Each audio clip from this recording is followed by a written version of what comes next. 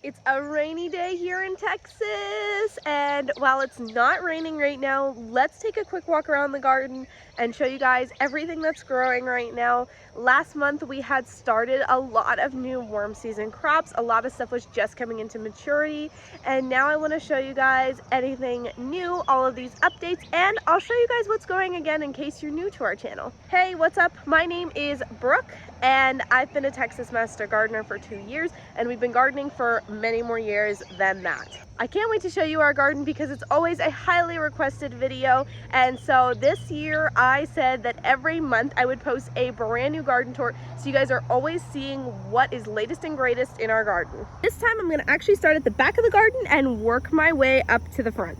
So as you can see, we do have the cover off of the greenhouse right now. There's nothing growing in there.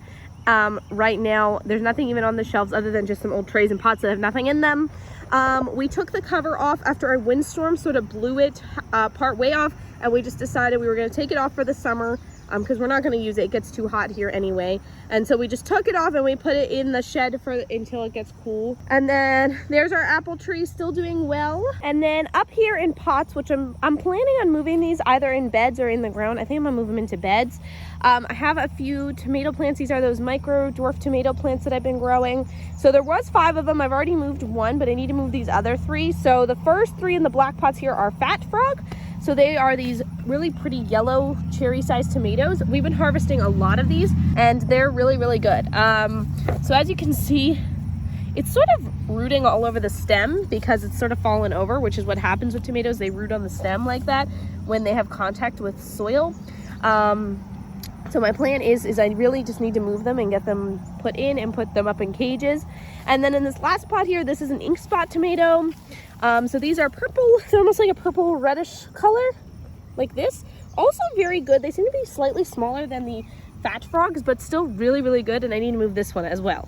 And then behind me, they're working on getting this area weeded out, but we have beets there and beans here. We've been harvesting, there's a chicken. We've been harvesting a lot of beans. So those are wax beans. They're pretty much fizzling out now, but we were harvesting probably 1.5 pounds, like a couple times a week. So we were getting like 2 or 3 pounds a week off of these plants. But they're starting to fizzle out now that it's getting hot. And I think I'm soon probably gonna pull them up and put another kind of bean there instead, or put something else there in general. And then the only other thing we have in here is the blackberry bushes. So everything else is just weeds. Which is fine, not a big deal. So here's one of the blackberry bushes. This is an Ouachita blackberry. We've been harvesting off of these. This is the first time that they're producing. It's their 2nd year. So these were planted in fall 2023. As you can see, they're producing lots of really pretty berries. And then we have another one right back there. And then that is our 4-year-old plant that I'll show when we get around to the other side. We also have zinnias spaced out in certain different parts of the garden. They've been helping with the bees. Random chive plant. This is also a very weedy area. There's a couple of tomatoes back here in the weeds. If you can start seeing, there's one there and there. Another zinnia plant right there. And then in this bed here, which this was a new bed that I was trying out this year. It has like this pretty hanging roof. So we have the pole beans, which have been producing, and we've been harvesting off of those. And then on top of that, so I've just been sort of training them, by the way, to go like this. And then on top of that, I put the hot peppers in the middle. So these are all different kinds of hot peppers. I think we have, I want to say that we have cayenne, jalapeno, and maybe something else. These are just about ready to harvest, y'all. Look at that. Hot pepper. Honestly, this smells like maybe it's jalapeno. I'm trying to tell by the smell. I think maybe it's a jalapeno, but they're all getting ready to start producing, which is super exciting. Hot peppers have never been like our greatest strong suit in the garden, but I'm excited for them this year. It looks like they're gonna be good. Our back from the dead blueberry bushes are still looking pretty good. They look like they're probably gonna make it. As long as they survive the summer, I think that they'll be good. Here's the one that was looking much worse. But they're starting to look better. They've got leaves now, so that's always a good sign. And I think that they'll make it as long as, if they make it through this summer, which I hope that they will, I think they'll be okay. Right here is Mom's favorite, our Asian pear tree. Look at all of this gorgeous fruit it's got going on. That's always exciting to see. So I think this is in its 3rd or 4th year, somewhere around there. But look at that fruit. It's absolutely beautiful. This is the first year it's ever tried to put on fruit. It did flower, yes, last year, but did not fruit. So I think it was finally strong enough to put on some fruit this year, which is amazing. And I think I decided that we're probably just gonna leave it on and see where it goes. And then here's our elderberries. I think last month a lot of them were flowering. Oh, look at this. I think those are Joshua's bees, guys. They look like them. Look at, they're so happy. They love the elderberries. Oh, look, and they have pollen on their legs. Can you guys see that? See the little yellow dot on that bee? That's pollen. Isn't that amazing? So yeah, this was mostly flowers, I think, but now it's turning into a lot of what looks like this, and this is berries starting. So these are the little green berries starting. That's after the flowering period. Oh my word, I love seeing all the bees. I've never seen so many bees in the garden. We have way more bees than we've ever had in the garden ever, and it's amazing, and I'm so happy already with our pollination results. I mean, look at that. There's no way that those are not Joshua's bees. There's way too many of them. But yeah, it's a lot more fruit now, a lot more berries going on here. Look at that big cluster. We are gonna have so many berries, guys.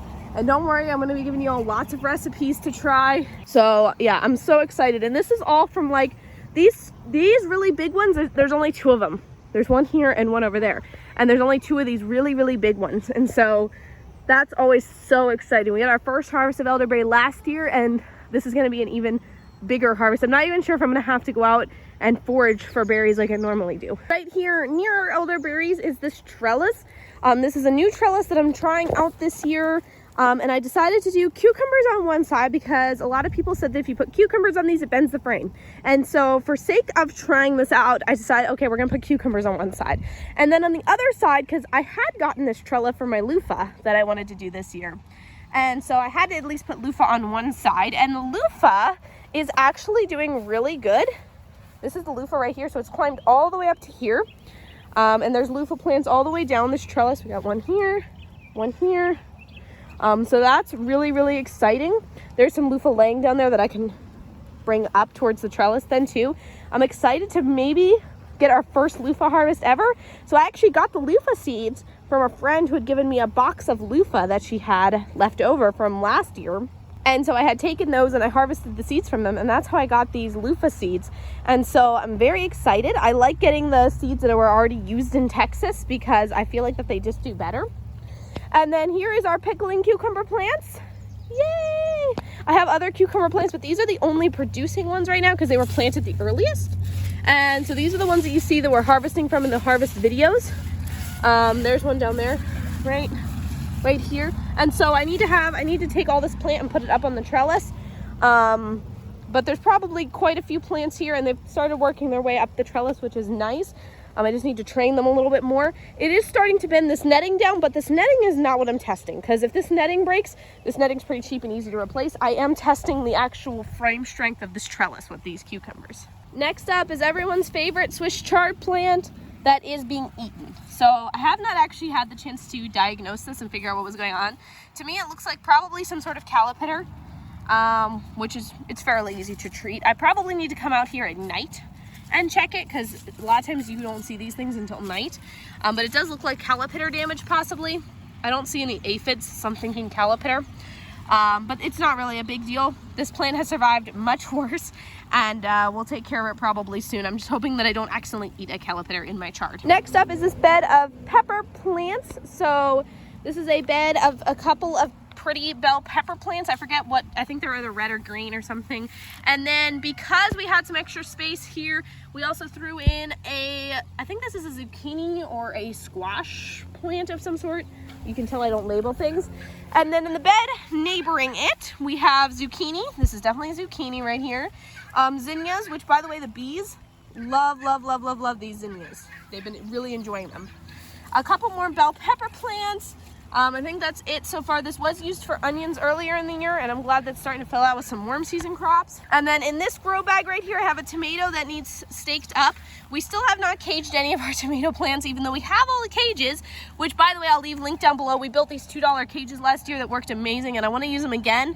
I just got to find the time to put them together and get them over here and staked up, but I'll leave that link down below for you guys. And then over here is our potatoes in grow bag harvest.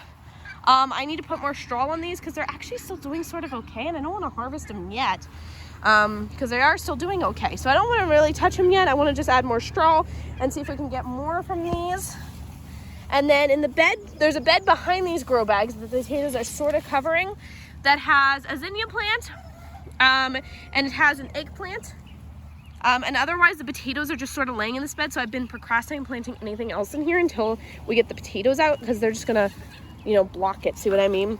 So I'm waiting until we get the potatoes out to do anything else with that. These are the grow bags that I was doing lettuce in, but I need to replant in those. I was waiting until the lettuce was done. We chopped the lettuce out probably earlier this week, so I just need to find something else to plant in there. And then in this bed, we grew onions and carrots, which are done right now. So about maybe a week or two ago, I planted more cucumbers. So these are gonna be slicing cucumbers in this bed. So that's exciting. I love, love, love, love, love cucumbers. They're really, really easy to grow.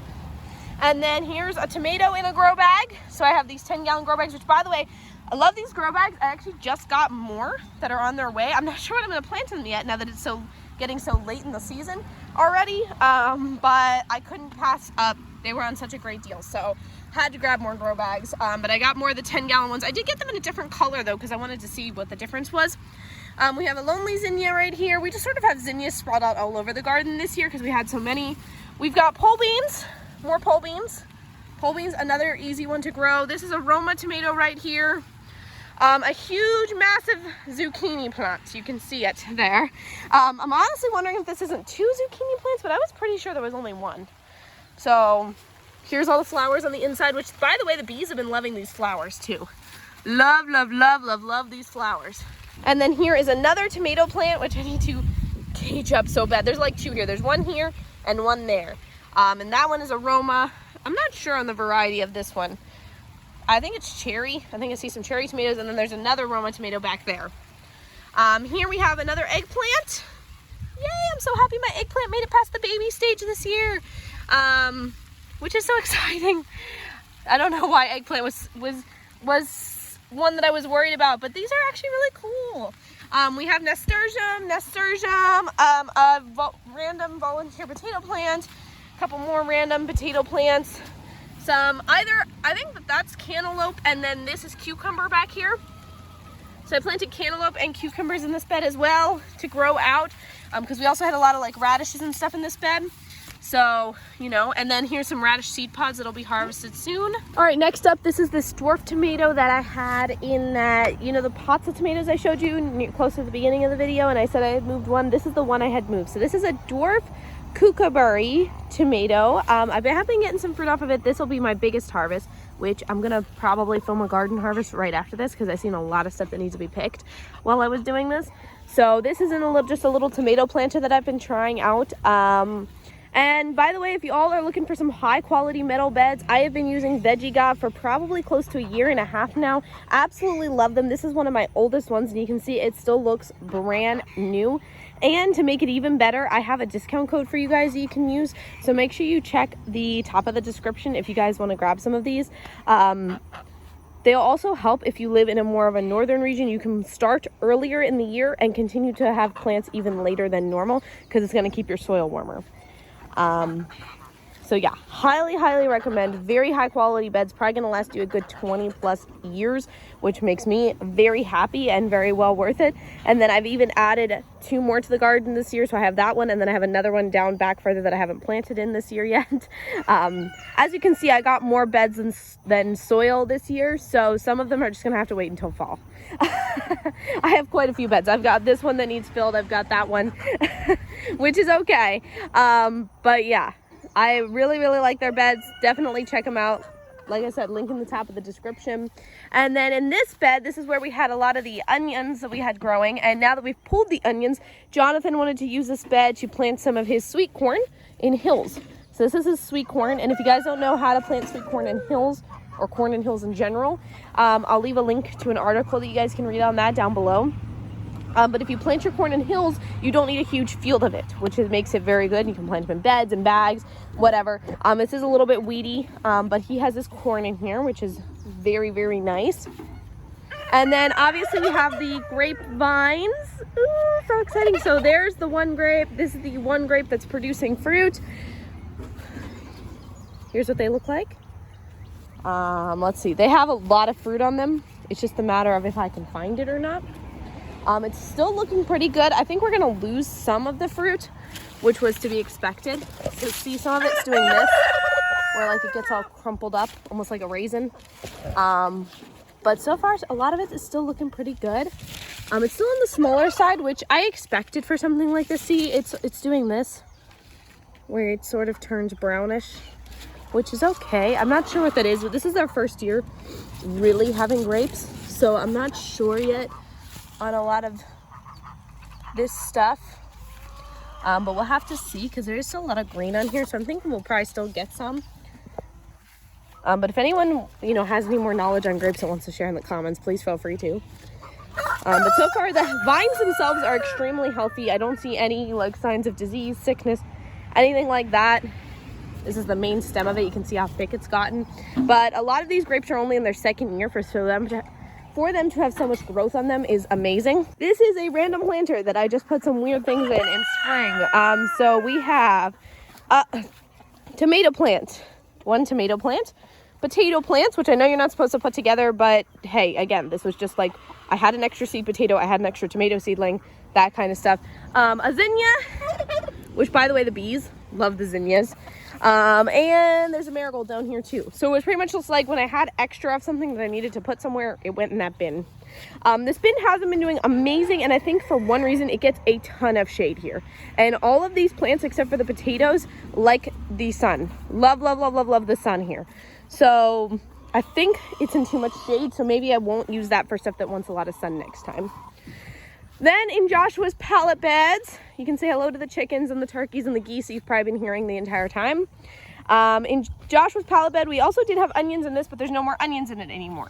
So we just have this mini chocolate bell pepper plant, which I'm hoping to harvest from in the near future. Honestly, I feel like I could pull some of these.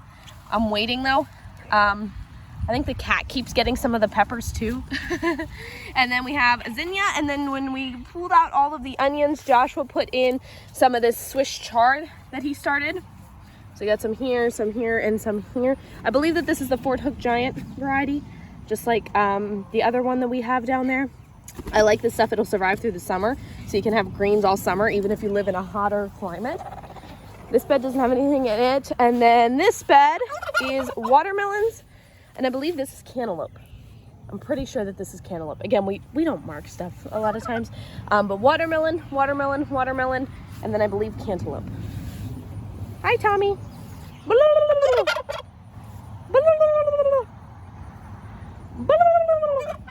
Oh, he's busy. He's gonna be mean to the rooster now. Peach trees!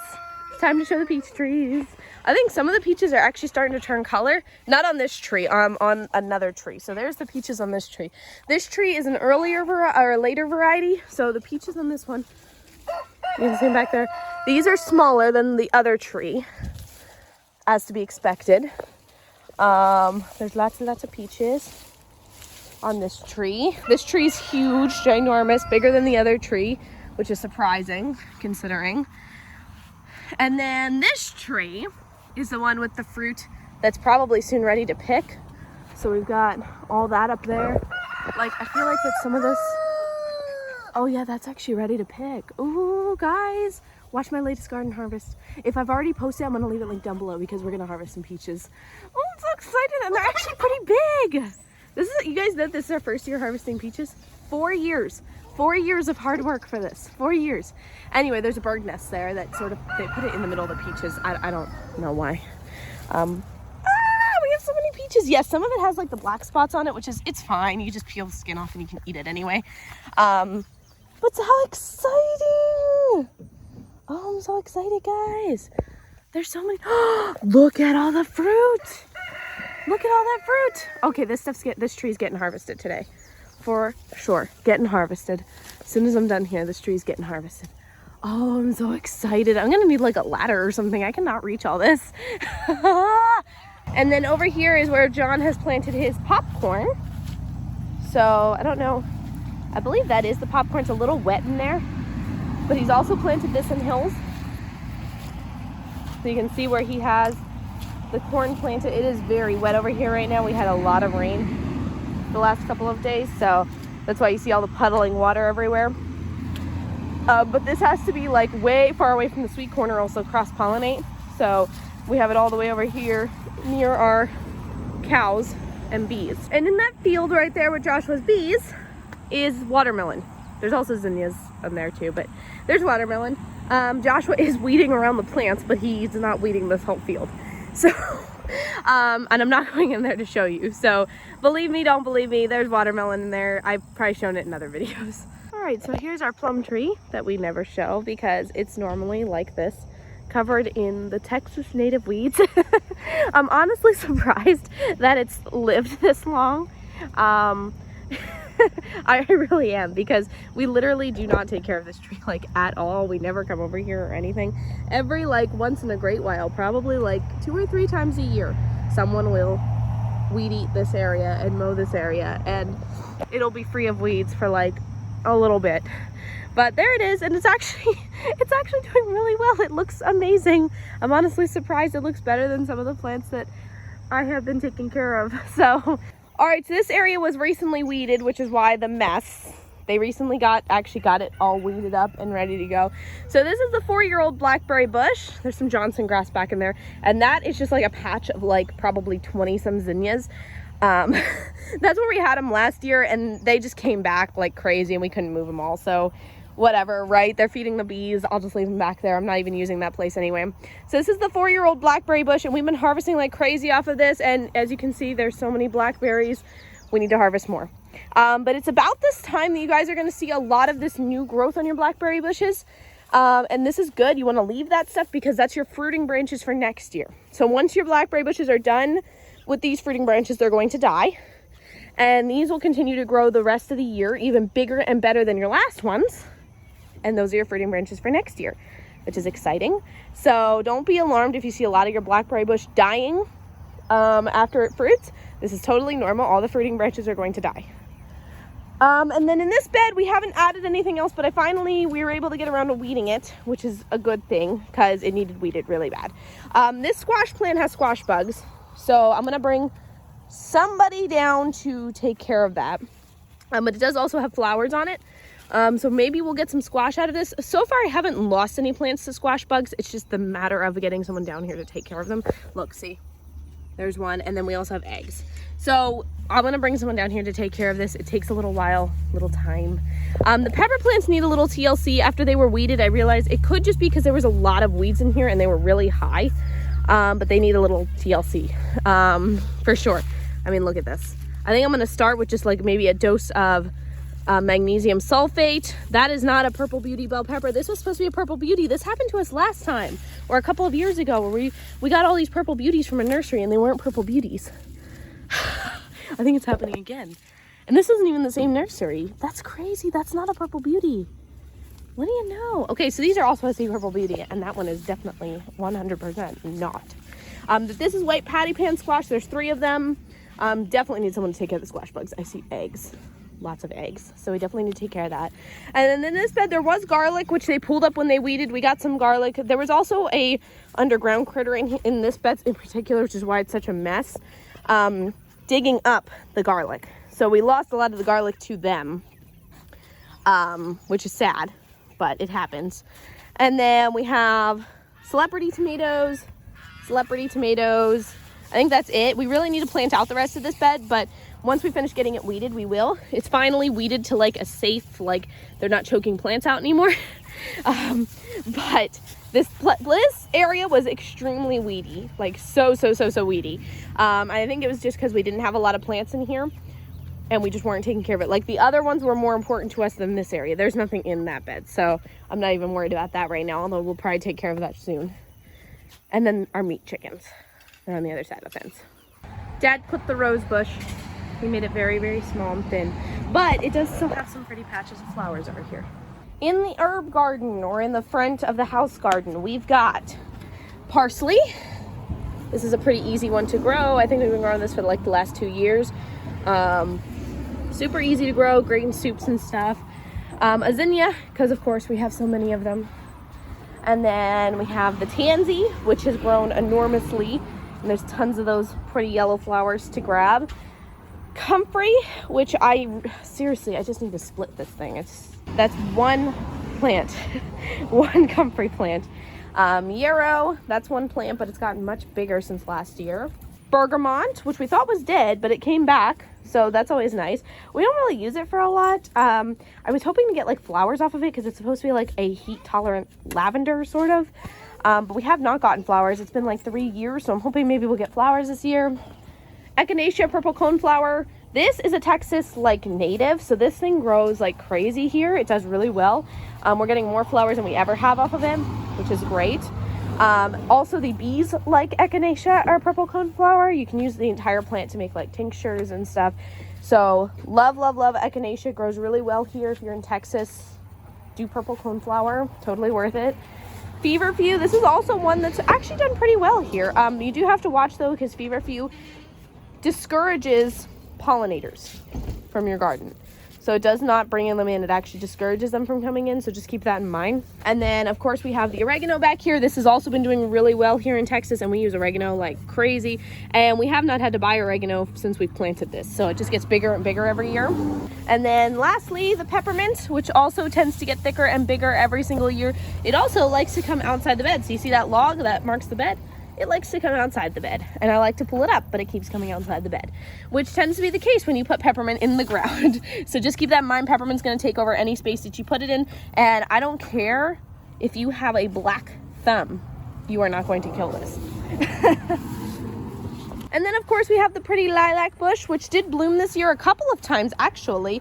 Bloomed a couple of times. It seems to be doing, even though this isn't really for our zone, it tends to do better and better every single year. And it looks amazing. So it tends to struggle in the winter. I think that it's a zone, I want to say it's a zone 9 or 10 plant. So it tends to struggle in the winter a little bit. And the first couple years it like died back to the ground, but it came back every single year. And now we get pretty lilac blooms every spring for the last couple of years, which is nice. And then these are some beds that we put in front of our house this year near the herb garden. So in these pots, Joshua has some cantaloupe going. And then in this bed, we have stevia. 2 plants of stevia here, and then a lot of sweet potatoes. I like to put the sweet potatoes in these. The front beds, I sort of call them like our show beds, because we have business done outside the front of our house, and so I like to have beds of pretty things, and sweet potato vines have always been very pretty to me, because they sort of trail and they'll go over the beds like this, and in the summer they'll have these really pretty like white and purple flowers on them. So I like to have them here, and I have more slips to put in here as well so I can get the entire around the bed done, but that's what I planted earlier this spring. That's sort of showing off. And then in this bed we had a lot of onions, which have now been taken out. So Joshua did move some zinnias in here, and then I think he plans to put something else on this side because there's still room for something else. So he's been sort of doing a lot of these. He's done this bed and I've sort of done that one, so he's gonna put something else probably there. He may even move those cantaloupes in, which would be okay because the vines get pretty big and they'll fill in this bed pretty well. But he also wanted to move the flowers up here. So I like having a lot of the flowers up front as well because it helps. And then there's a cantaloupe flower. So that's what's growing in our Texas garden in June. Let me know if you have any questions down in the comments below. Stay tuned for our garden harvest because we are going to be harvesting those peaches. And if I've already posted it before this video, I'll make sure to leave it linked down below in the description for you. Don't forget to check out Veggie Got Beds if you guys are looking for some more raised garden beds this year. And don't forget to like and subscribe. See you soon.